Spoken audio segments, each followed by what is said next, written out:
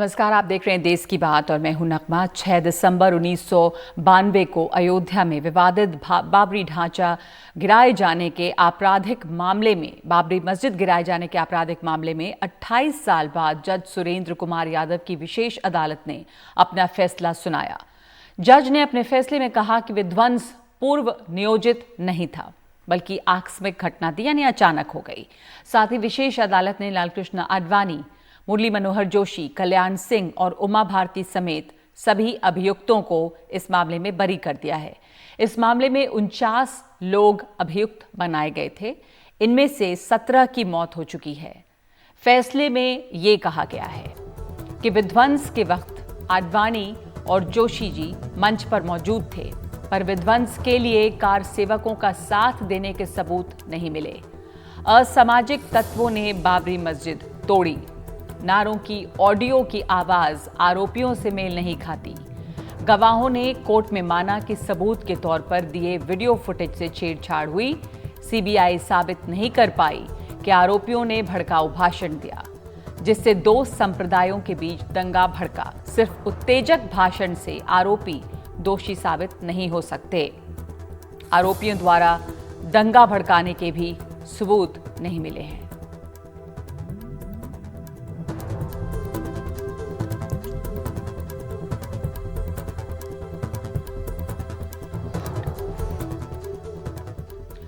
लालकृष्ण आडवाणी ने कहा कि ये फैसला उनके लिए खुशी का मौका है।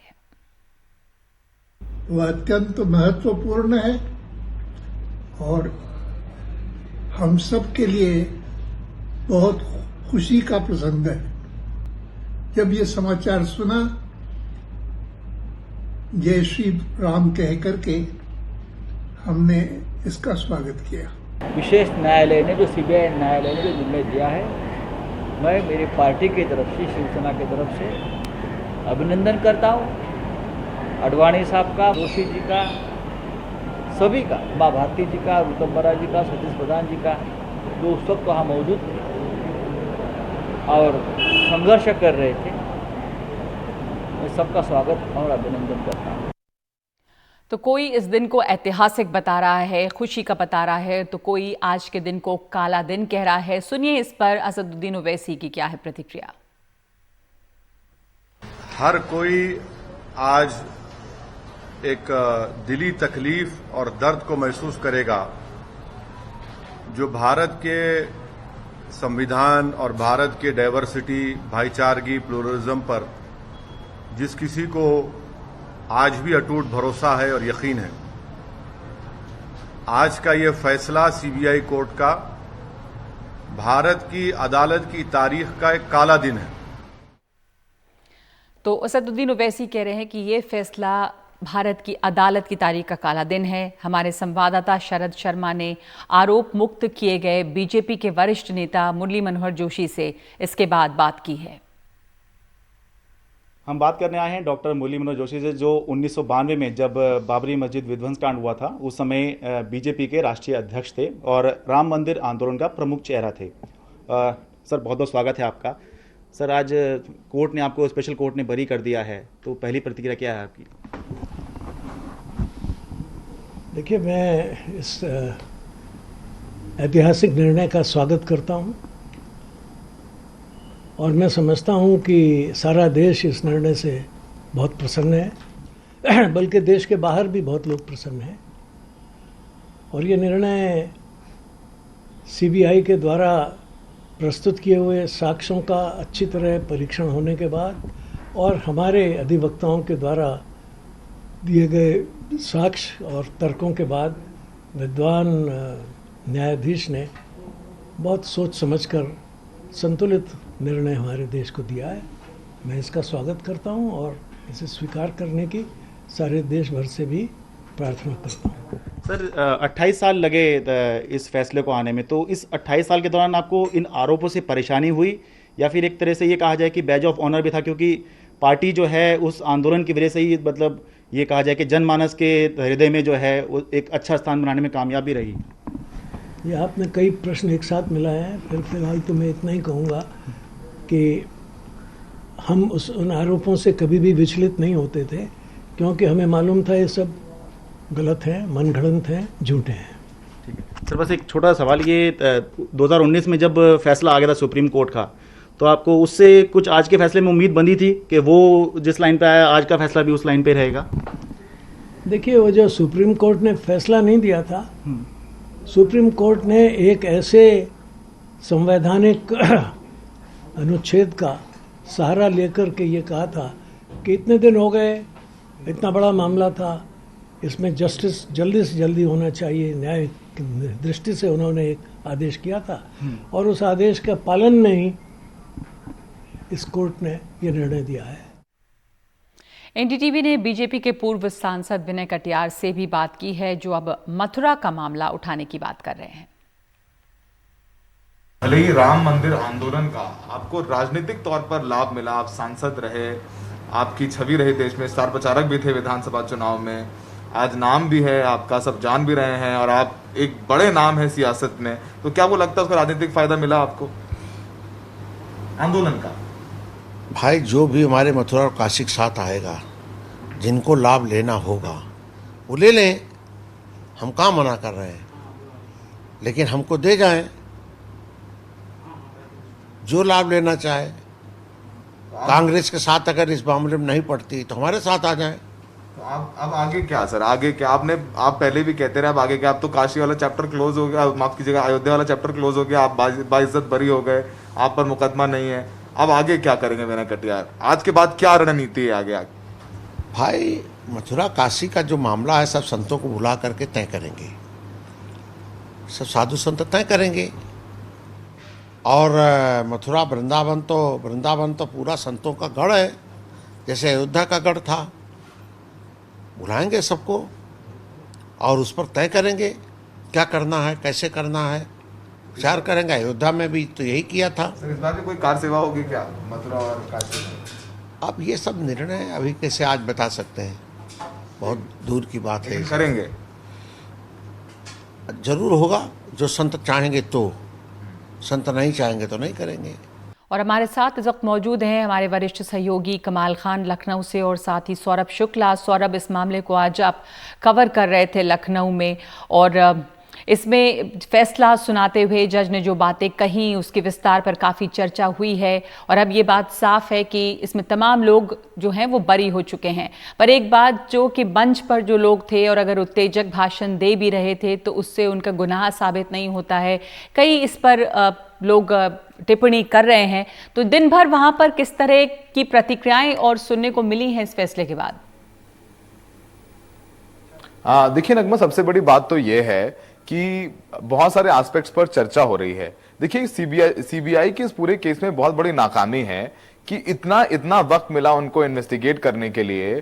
6 दिसंबर 1992 को बाबरी मस्जिद ढाई जाती है, लाखों कार्यसेवक का सरेआम दिन दहाड़े वो ढहाते हैं, फुटेजेस हैं, और फिर भी सीबीआई किसी को आरोपी साबित नहीं कर पाती और किसी को सजा नहीं दिलवा पाती है। ये तो एक एस्पेक्ट है। देखिए, अभी हम जजमेंट पढ़ रहे थे इस पूरे केस का, लगभग 2300 पन्नों का ये जजमेंट है, जिसमें साफ तौर पर लिखा है कि जो वीडियो फुटेज सीबीआई की तरफ से कोर्ट में साक्ष्यों के तौर पर दिए गए, उसमें जो ऑडियोज हैं जिसमें तमाम जो नारे लगाए गए कि एक धक्का और दो, बाबरी मस्जिद तोड़ दो, और तेल लगा लो डाबर का, तमाम जो नारे उस समय प्रचलित थे वो नारे लिखे गए हैं बाकायदा। और उन्होंने कहा कि जो बताया गया है कि जिस आरोपी की ये आवाज है उससे ओरिजिनल आवाज मैच ही नहीं करती है। और जो विटनेस थे उन्होंने ही बताया है कि वीडियो फुटेज के साथ छेड़छाड़ की गई है। इसके अलावा उन्होंने जजमेंट में यह भी लिखा है कि जिस वक्त बाबरी मस्जिद ढाई गई उस वक्त मंच पर लाल कृष्ण आडवाणी, रितंबरा और मुरली मनोहर जोशी मौजूद थे, लेकिन उन्होंने कार सेवक, जिनको कहा गया है कुछ अराजक तत्व हैं, उनके साथ मिलकर बाबरी मस्जिद विध्वंस में उनका कोई रोल नहीं था। यह भी जजमेंट में लिखा गया है। यह भी लिखा गया है कि जो बाबरी मस्जिद ढाई गई वो अराजक तत्वों ने ढाई गई है और इसके लिए कोई सुनियोजित साजिश नहीं की गई थी। तो ये पूरी एक जो डिटेल जजमेंट है उसमें पॉइंट बाय पॉइंट जितने भी 32 आरोपी हैं उनके बारे में, उनके ऊपर 147, 48, 149, 120 जो सुप्रीम कोर्ट के कहने पर आपराधिक साजिश के मामले दर्ज किए गए थे, तमाम पहलुओं पर विस्तार से इसमें डिटेल में लिखा गया है। और कहीं ना कहीं सच में एक सीबीआई की एक बहुत बड़ी नाकामी है नगमा कि इतना वक्त मिलने के बावजूद भी वो साक्ष्य पेश जी, नहीं कर पाए कोर्ट में, और सौरभ, साक्ष्यों के अभाव में आज सारे जो आरोपी हैं वो बरी हो गए। आप जैसा कह रहे हैं कि सीबीआई की एक तरह से नाकामी है ये, कि इतने 28 सालों में ऐसे सबूत नहीं दे पाए जिससे किसी भी तरह से ये साबित हो कि आखिर बाबरी मस्जिद जो गिराई गई तो उसमें कौन शामिल था। कोई किसी ने तो गिराया ही होगा, और जब नारे भी थे जो लिखे गए थे तो कमाल, ये तो वही बात हो गई है कि किसी ने बाबरी मस्जिद को नहीं गिराया। तो इससे जुड़े जो तमाम लोग हैं वो कह तो रहे हैं, जो इसके लिए केस भी लड़ रहे थे, मुकदमा लड़ रहे थे कि हम सम्मान करते हैं, जाहिर है कोर्ट ने जो भी फैसला किया है। हमने सुना संजय राउत कैसे कह रहे हैं, शिवसेना के नेता, के बहुत अपराध, अब जब मंदिर बन रही है तो ये बिल्कुल इररेलेवेंट है, अप्रासंगिक है ये बात, तो इसको अब भूल जाना चाहिए। बावजूद इसके एक निराशा या मायूसी देखी गई है बहुत सारे लोगों में।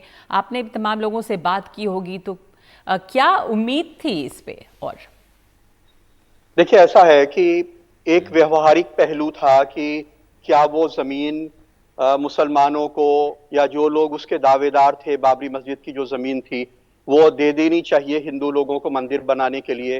ज्यादातर लोग इस राय के थे मुसलमान की इसको दे देनी चाहिए, झगड़ा खत्म कर लेना चाहिए। बहुत सारे लोगों को अभी भी लग रहा है कि अगर इनको सजा भी हो जाती तो वो ऊपर की अदालत में जाते, फिर ऊपर की अदालत में जाते। 49 लोग थे, उनमें से 17 लोग मर चुके हैं इतने दिनों में, 28 साल में। आडवाणी जी इस 28 साल में जो मुख्य अभियुक्त थे इसके 2 बार सिर्फ अदालत में पेश हुए हैं। ऐसी हमारी अदालतें काम करती हैं। तो उसके बाद बड़ी अदालत में चले जाते, फिर मुकदमा चलता रहता और शायद किसी का कुछ नहीं होता। ये एक व्यवहारिक पक्ष है, लेकिन एक संवैधानिक पक्ष है जो संविधान में लोगों की आस्था बने रहने के लिए होती है।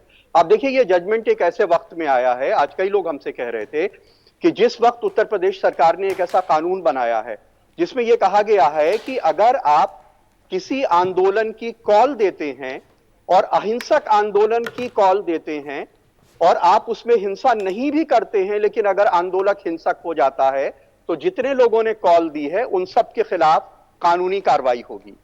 लखनऊ में दिसंबर में जो सीए और एनआरसी के मामले में जिन लोगों ने कॉल दी प्रदर्शन के लिए, उनमें तमाम लोग ऐसे थे जो सोशल मीडिया में लिख रहे थे कि आपको हिंसा नहीं करनी है, आपको डफली बजानी है, आपको गाना गाना है, आपको किसी तरह की उत्तेजना में नहीं आना है। वो सारे लोग गिरफ्तार कर लिए गए और उनके घरों की कुर्की का आदेश दे दिया गया, क्योंकि इस सरकार ने एक ऐसा कानून बना दिया है जिसमें वो ये कह रही है कि आपने हिंसा नहीं की, लेकिन चूंकि आपने कॉल दी थी वहां पे हिंसा हुई, इसलिए आप इसके लिए जिम्मेदार हैं। तो क्या वो लोग, वो मार्गदर्शक मंडल जिसने कहा था कि यहां पे कार सेवा होनी चाहिए, क्या वो कल्याण सिंह जिन्होंने सुप्रीम कोर्ट में एफिडेविट दिया था कि बाबरी मस्जिद नहीं गिराई जाएगी, वो उसका प्रोटेक्शन करेंगे? क्या लाल कृष्ण आडवाणी जिनके रथ यात्रा करने के बाद बाबरी मस्जिद गिरने के बाद इस देश 2 टुकड़ों में बंट गया, तकरीबन 10,000 लोग मारे गए, बॉम्बे में ब्लास्ट हो गया, उसके नतीजे में तमाम तरह का आतंकवाद हुआ, कोई पुलिस के लोग जो सिक्योरिटी फोर्सेस वहां पे भेजी गई, जिनको फैजाबाद से अयोध्या जाने की इजाजत नहीं दी गई, वहां पे उनको रहने के लिए जगह नहीं दी गई, वहां से 18-19 किलोमीटर दूर उनको फैजाबाद में रुकवाया गया, वहां का डीएम, वहां का एसपी, क्या जो वहां के सेंट्रल फोर्सेस के लिए जो लोग जिम्मेदार थे, क्या यहाँ का मुख्यमंत्री जिसकी जिम्मेदारी थी उस मस्जिद को बचाने की, कोई भी आदमी अगर इसके लिए जिम्मेदार नहीं पाया जाता है तो यह बहुत अफसोस की और बहुत दुख की बात है।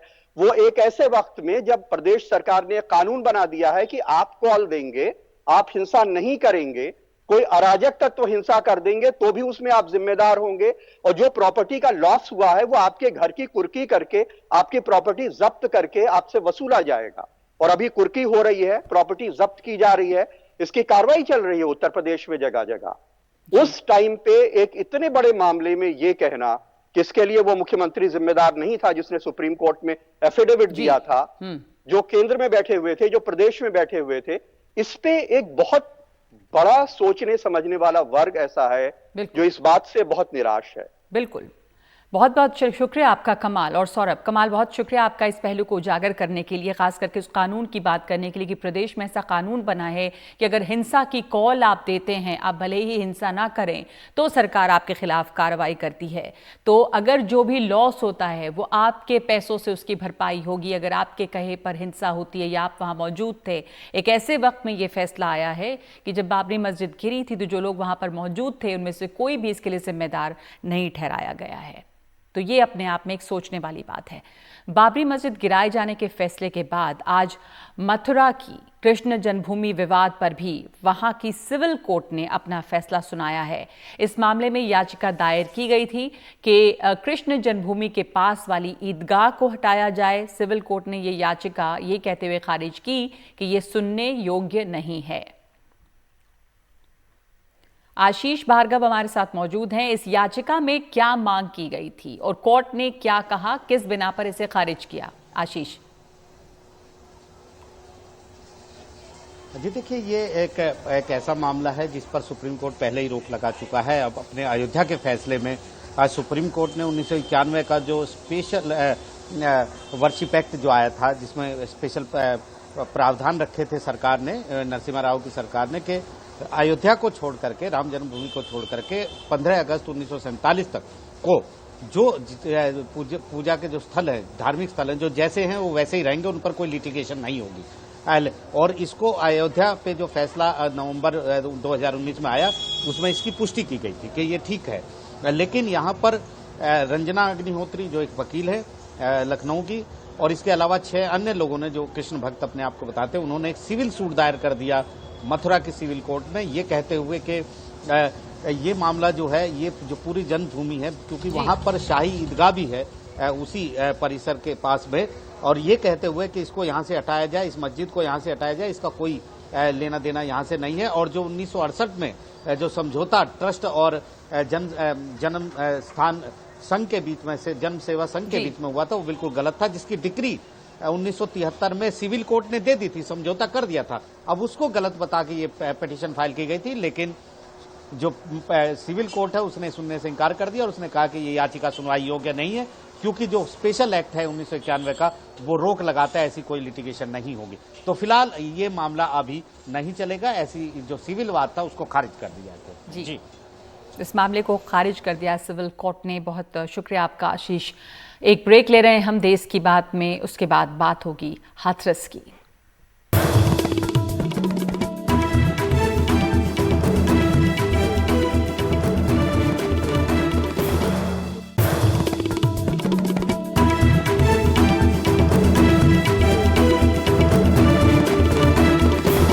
इनमें से कौन अपनी माँ की कोख से जन्म लिया हुआ है?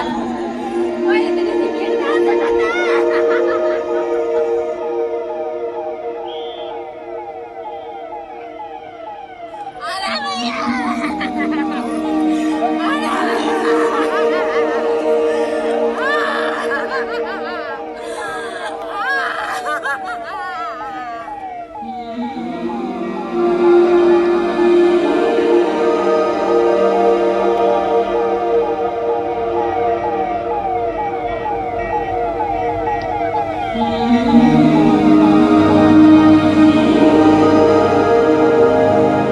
हमारे ऊपर प्रशासन दबाव बना रहा था कि आप रात में ही इसके अंतिम संस्कार को कीजिए।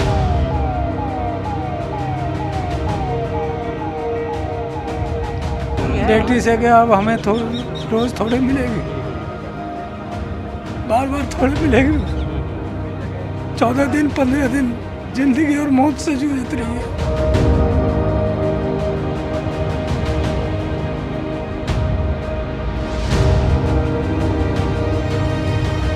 लोगों ने चला दिया, बाप नहीं था, भाई नहीं था।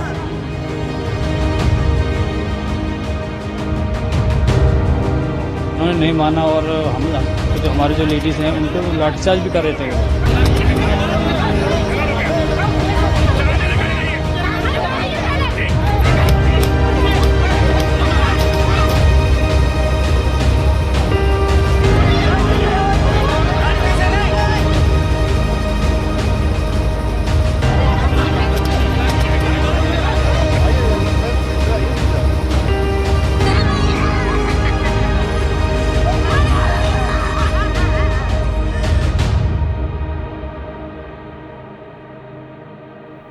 तो हाथरस की इस लड़की के साथ जीते जी अत्याचार हुआ और उसके अधिकार छीने गए, लेकिन मौत के बाद भी उसे उसका हक नहीं मिला। गैंगरेप मामले की इस लड़की के अंतिम संस्कार को लेकर हैरान परेशान करने वाली बातें सामने आई हैं। परिजनों और गांव वालों की मर्जी के खिलाफ पीड़िता का अंतिम संस्कार आधी रात को जबरदस्ती किया गया। परिवार और गांव वाले कहते रहे कि अभी अंतिम संस्कार नहीं करेंगे, लेकिन पुलिस नहीं मानी और रात के अंधेरे में अंतिम संस्कार कर दिया गया। पीड़िता की मां एम्बुलेंस के आगे रोती रही कि बेटी को एक बार घर ले जाने दो, लेकिन उनकी नहीं सुनी गई। भारी पुलिस बल की तैनाती कर दी गई थी और जब अंतिम संस्कार किया गया तब आप देख सकते हैं कि परिवार का कोई भी व्यक्ति वहां मौजूद नहीं, सिर्फ पुलिस वाले नजर आ रहे हैं। मुख्यमंत्री आदित्यनाथ ने इस मामले की जांच के लिए अब एसआईटी का गठन किया है, जो एक हफ्ते में रिपोर्ट देगी। योगी आदित्यनाथ की ओर से ट्वीट किया गया है कि पीएम ने उनसे इस मामले में आरोपियों के खिलाफ कठोरतम कार्रवाई करने को कहा है। हमारे सहयोगी मुकेश सिंह सेंगर ने इस पीड़ित लड़की की मां से बात की है।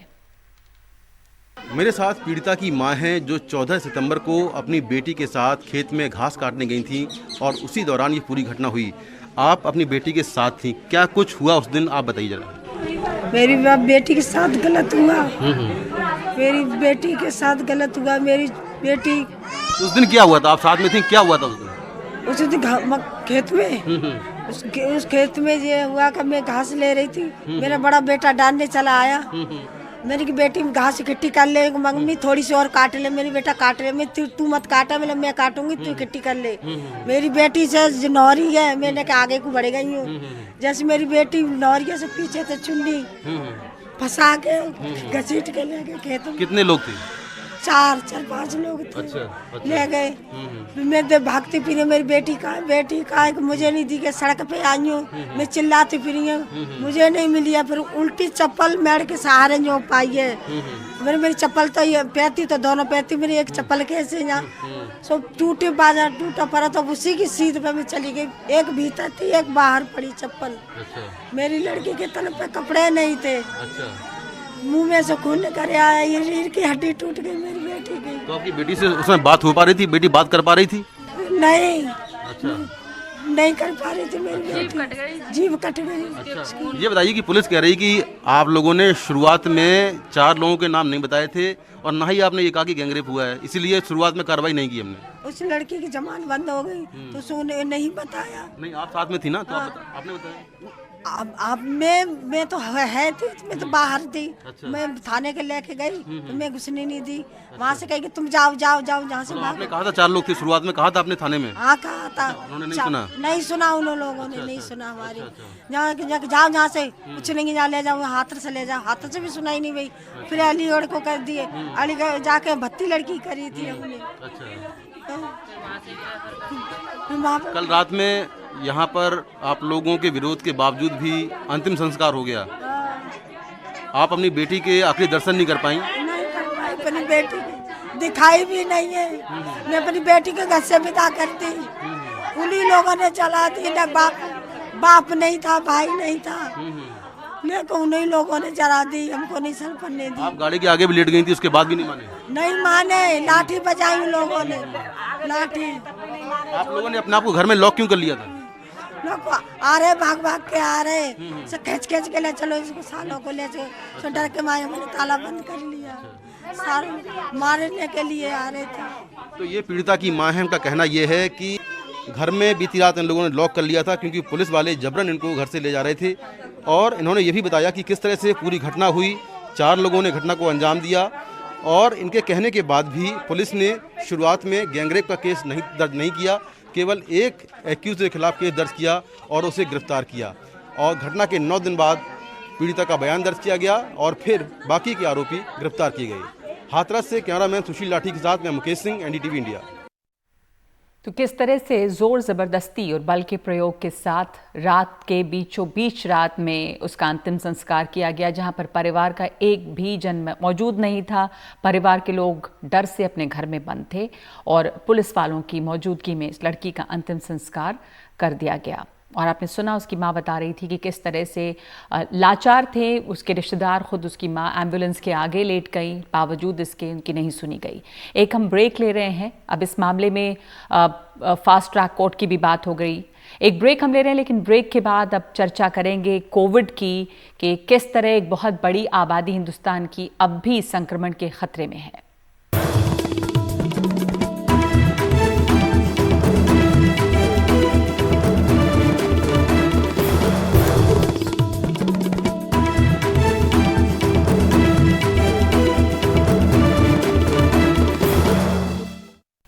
और कोविड से जुड़ी खबर, पुणे में हुए एक सीरो सर्वे में ये पता चला है कि शहर में कम से कम 51.5% लोगों को संक्रमण हो चुका है और इन्हें इसका पता नहीं।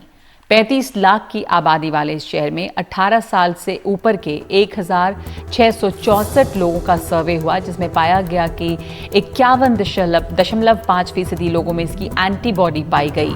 यानी पुणे में हर दूसरे शख्स को कोरोना वायरस संक्रमण हो चुका है और यहाँ संक्रमण की दर भारत के दूसरे शहरों से काफ़ी ज़्यादा है। इससे पहले जुलाई में दिल्ली और मुंबई के सीरो सर्वे हुए थे। उनमें दिल्ली के 23% लोगों में एंटीबॉडीज़ पाई गई थी, जबकि मुंबई में 36.5% लोगों में एंटीबॉडीज़ मिली थी। यानी 51.5% एंटीबॉडीज़ के साथ पुणे इन दोनों शहरों से आगे है। सितंबर का महीना मुंबई के लिए कोरोना के मामले में सबसे खतरनाक रहा है। इस महीने मामलों में 101% का इजाफा हुआ है। 26 दिनों में 20 युवाओं की मौत हुई है और डॉक्टर कह रहे हैं कि ये सेकेंड वेव है। मुंबई शहर के लिए सितंबर सितम भरा रहा। कोरोना के मामलों में सितंबर महीने में यहां 101% की बढ़ोतरी हुई है। 1 सितंबर से 28 सितंबर के बीच मुंबई ने कोरोना के 53,828 नए मामले देखे, तो पिछले महीने 1 अगस्त से 28 अगस्त के बीच यहां 26,753 कोविड केसेस रिपोर्ट हुए थे। यानी इस महीने में पिछले महीने की तुलना में 27,075 ज्यादा मामले देखे गए, मतलब 101% का इजाफा। बड़े अस्पतालों के वरिष्ठ डॉक्टर इसे सेकेंड वेव यानी कि कोरोना की दूसरी लहर मान रहे हैं। सितंबर महीने में हमारे पास केसेस में काफी बढ़ोतरी दिखाई गई है। कंपेयर टू अगस्त, हमारे पास सितंबर महीने में 30% से ज्यादा नंबर्स में पेशेंट्स एडमिट हुए हैं। It is by 104% number of cases ऊपर गए हैं। तो हम ये कह सकते हैं कि ये सेकेंड वेव ऑफ इन्फेक्शन है, क्योंकि अगस्त के कंपैरिजन में अभी लॉकडाउन पूरा खत्म होने के बाद में एकदम से केसेस बढ़ गए हैं और ये second wave of Covid infection कहा जा सकता है। ये हम भी देख रहे हैं कि हमारे पास जो अस्पताल में जितने बेड्स हैं वो कम्प्लीटली फुल जा रही हैं और फ्रीक्वेंटली हमारे पास मैसेजेस दिन बर दिन बढ़ते जा रहे हैं कि हम उनको पेशेंट्स को, मरीजों को अस्पताल में बेड्स की जरूरत है और कंसल्टेशन के लिए आना चाहते हैं। इस महीने में युवा मरीज भी बड़ी संख्या में संक्रमित हुए हैं। 2 सितंबर से 28 सितंबर के बीच 20 से 40 साल के उम्र वाले मरीजों में 34% का इजाफा हुआ है। 26 दिनों में कोविड के कारण 20 युवाओं की जान गई है। काफी सारे पेशेंट्स जो पहले से हेल्दी थे, जिन्हें कोई कोमॉर्बिडिटीज नहीं थी, यानी कि डायबिटीज, ब्लड प्रेशर या हार्ट के इश्यूज, वो भी काफी सीरियस हालत में कोविड से इन्फेक्ट होके एडमिट हो रहे हैं। डॉक्टर बता रहे हैं कि इस महीने मरीजों के दोनों फेफड़े कोविड के कारण ज्यादा प्रभावित दिख रहे हैं। एट द सेम टाइम ये बहुत पेशेंट्स में नोटिस किया गया है कि उनमें हार्ट से रिलेटेड भी कॉम्प्लिकेशंस पाए जा रहे हैं, जैसे कि काफ़ी सारे पेशेंट्स हार्ट अटैक लेके आ रहे हैं या फिर काफ़ी सारी पेशेंट्स में जो है हार्ट फेलियर के लक्षण दिखाई दे रहे हैं। तो ये बहुत ज़्यादा मात्रा में पाया जा रहा है। इनमें ये जो वायरस आने के बाद जो रिक्वायरमेंट्स बढ़ जाती है कि जैसे ब्रीदिंग में डिस्ट्रेस होना और बाकी कॉम्प्लिकेशंस होना, उसकी वजह से हार्ट के ऊपर प्रेशर ज़्यादा आके या हार्ट से जो है फेलियर प्रेसिपिटेट होने का जो संभावना है वो बढ़ जाता है। अभी आजकल जो केसेस आ रहे हैं, दोनों लंग इन्वॉल्व रहते हैं और काफ़ी प्रमाण में ज़्यादा होती। तो ये जो सेकेंड वेव आई है, एक करीबन 1 सितंबर के सेकेंड वीक से जो सेकेंड वेव आई है, उसमें काफ़ी ज़्यादा क्रिटिकल केसेस आ रहे हैं। धीरे धीरे बढ़ती शहर की रफ्तार और बीते त्योहारों की भीड़ भी बढ़े मामलों की वजह समझी जा रही है, लेकिन मौतों से खास चिंता पैदा हो रही है। मुंबई की मृत्यु दर 4.38% पर टिकी हुई है। देश की 1.57% और राज्य की 2.65% मृत्यु दर से काफी ज्यादा। मुंबई से पूजा भारद्वाज की रिपोर्ट, एनडीटीवी इंडिया के लिए। और एक ब्रेक के बाद देखेंगे कि अपनी नाकामी छुपाने के लिए क्या ट्रंप ने लिया रूस और चीन के साथ साथ भारत का नाम।